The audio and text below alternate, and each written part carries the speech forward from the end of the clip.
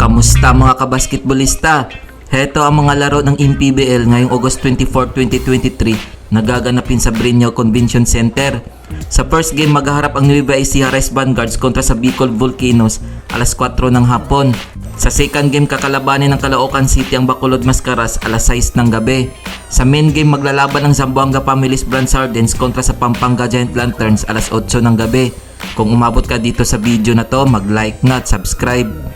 Heto ang team standings ngayon as of August 23, 2023. Sa South Division, Bicol Volcanoes 1 win 24 losses, Laguna Croatia 3 wins 22 losses, Oriental Mindoro Disciplinados 4 wins 21 losses, Negros Mascovados 10 wins 16 losses, Bacolod Mascaras 10 wins 15 losses, Sarangani Marlins 10 wins 15 losses, Iloilo United Royals 11 wins 15 losses, Imos East Squad 12 wins 12 losses, Muntinlupa Kidgers 14 wins 10 losses, Quezon Huskers 17 wins 7 losses, Zamboanga Families Brand Sardines 17 wins 7 losses, Zinsan Warriors 19 wins 6 losses, Batangas City 19 wins 5 losses, at nangungunang Bacoor City Strikers 21 wins 4 losses. Para naman sa North Division, Quezon City to the Action V Fresh 3 wins 23 losses, Valenzuela Shore Homes 3 wins 22 losses, Manila Stars 3 wins 22 losses,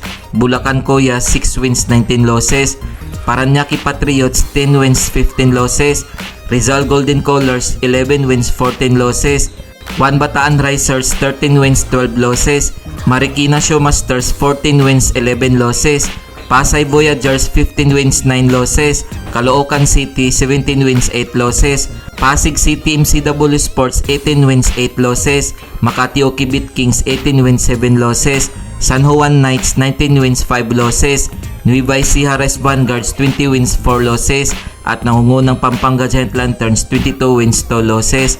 Kung nagustuhan mo ang video na to, mag-like na at subscribe.